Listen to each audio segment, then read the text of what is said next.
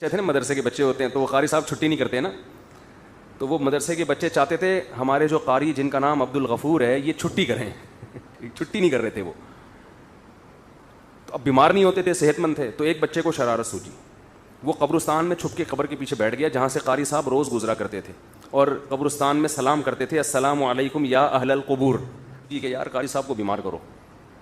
تو ایک دن قاری صاحب گزرے, قبر کے پیچھے بچہ چھپا ہوا ہے. قاری صاحب نے کہا السلام علیکم یا اہل القبور. قبر کے پیچھے سے آواز آئی وعلیکم السلام بھائی عبد الغفور.